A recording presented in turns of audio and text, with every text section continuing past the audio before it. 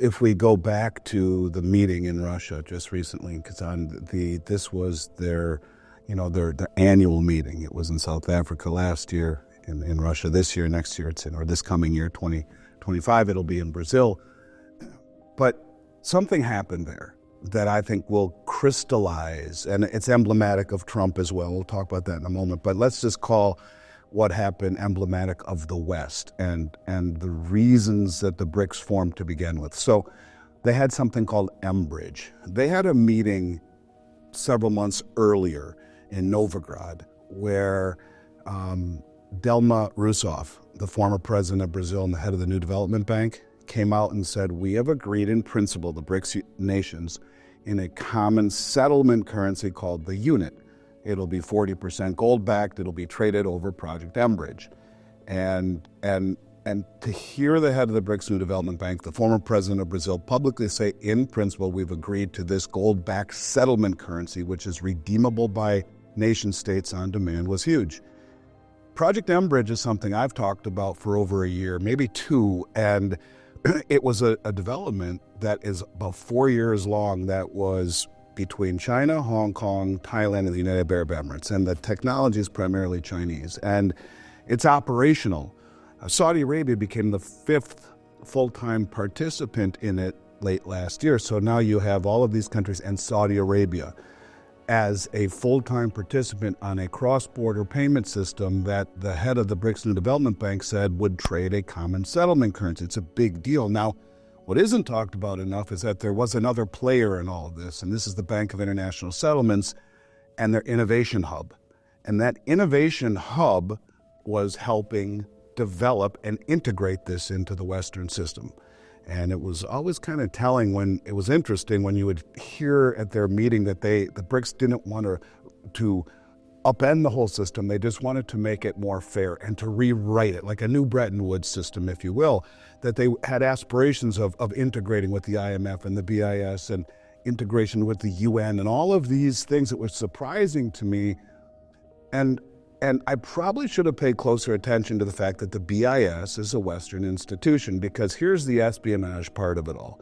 At the 12th hour, after this M-Bridge is operational and was in use, China had the first 2 test trades in late 2023 where digital yuan cross-border with the UAE for delivery of gold and oil worked. It was operational. And at the 12th hour, the operating director of the BIS, Augustus Carstens, comes out and he says, we at the BIS have decided that we can't be involved in any project with countries that are being sanctioned by the West, so we're pulling out and pulling the plug on M-Bridge. Now, this is at the 12th hour, basically at their meeting in Russia. It's as if the guy just realized, after 4 years of working with the BRICS nations, that Russia was the R in BRICS. And to do it at that moment will crystallize their resolve. Now, if we look at it with Trump, he's saying 100% tariffs on any of these countries that further their intention of a common currency. Now, he didn't say common settlement currency, but probably that's what he means. But the point of it is simply this. Tariffs are used to protect manufacturing. There's no manufacturing that he's protecting. This is a sanction masquerading as a tariff. It's more of the same thing.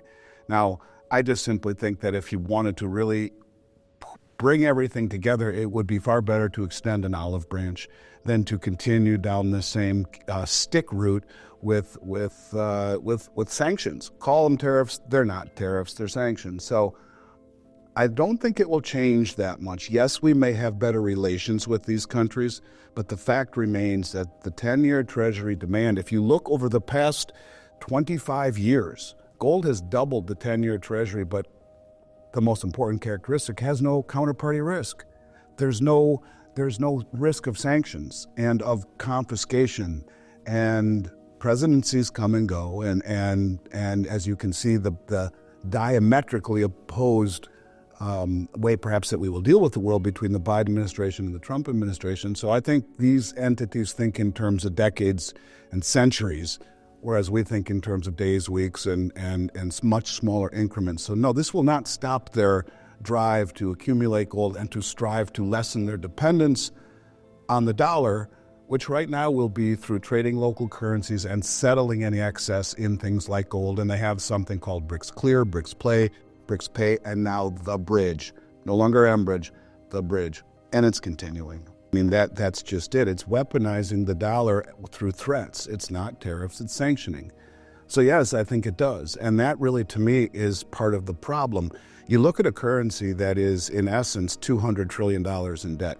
Medicare, Medicaid, Social Security, and government military pensions exceed $175 trillion in and of themselves, and they're off balance sheet. So we're $200 trillion in debt. We've weaponized and threatened countries if they don't follow our agenda. And yet we're trying to force people or countries to accept this currency. And that's not right, and that's not how the system ultimately works. So, yeah, I do think it's a problem, and I do think that is the way that the West has operated. You saw what happened as well when you talk about energy, the petrodollar, right? And United Arab Emirates joining BRICS and Saudi Arabia straddling. More or less, when there was the G7 meeting just a few months ago, it coincided with the BRICS meeting in Novigrad, the one, not the last meeting, but the one before the last meeting where Delma came out and said this stuff. The Saudi finance minister went to the BRICS meeting and turned down the invitation to the G7 meeting.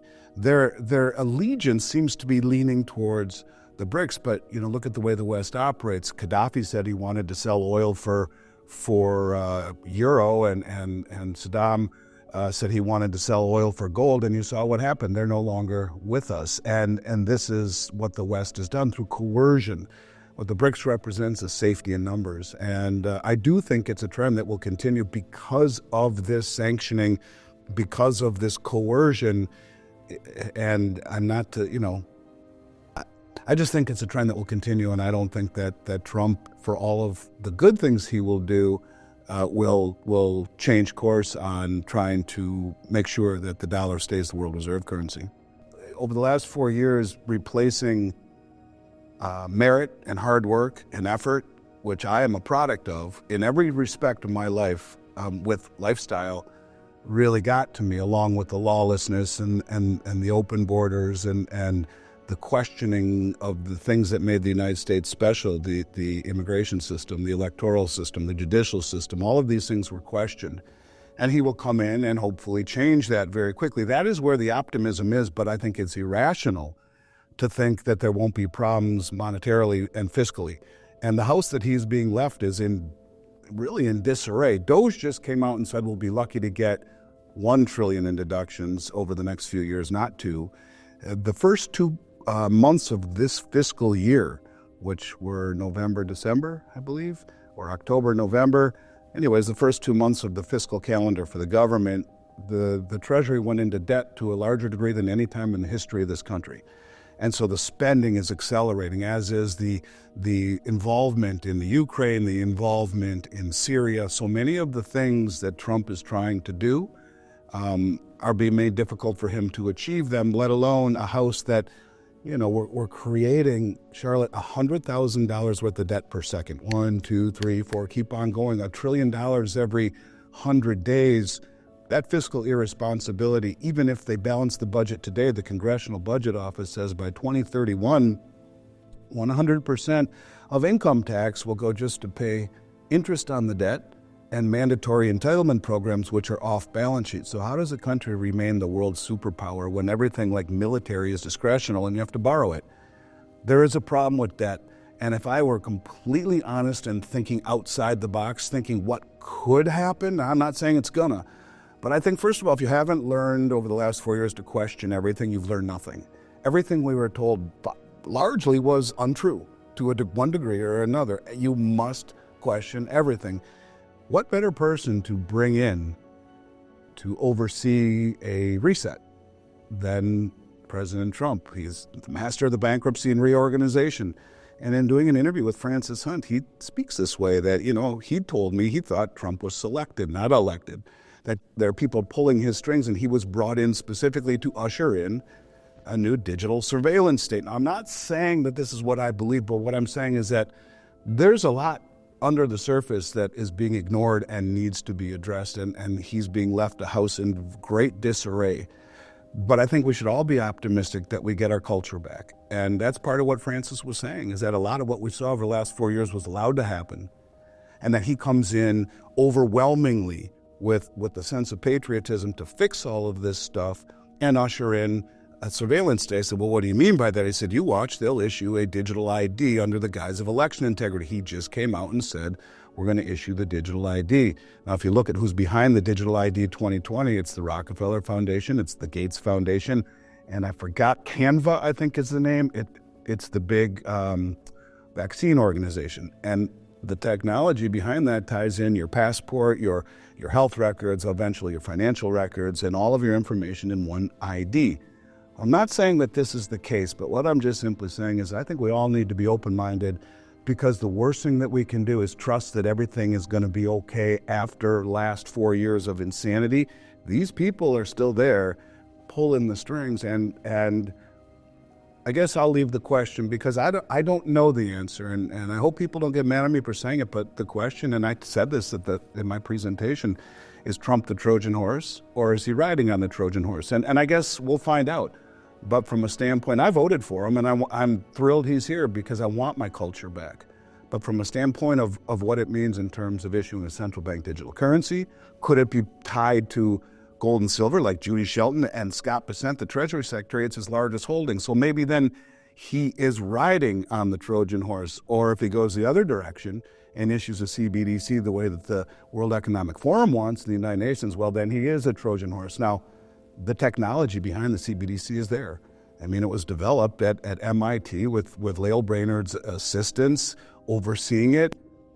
I don't want to come across as someone who believes in conspiratorial things, but I think you have to have an open mind and wonder, just how does this all play out? Is he really going to push back against the deep state, or could he actually be part of it? We'll find out.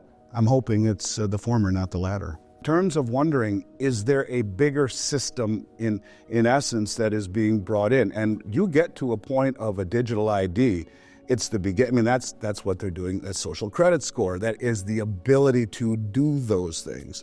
I'm not saying it's going to. I hope it doesn't. And even Scott Bessent says that he doesn't think we need a CBDC.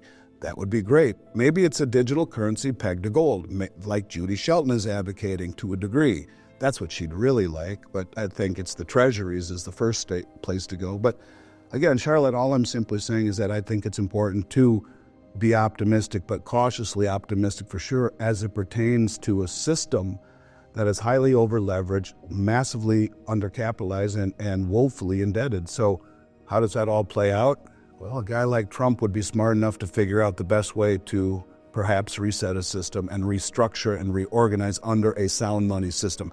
That would be my hope. That is what I pray for, but I guess we'll see.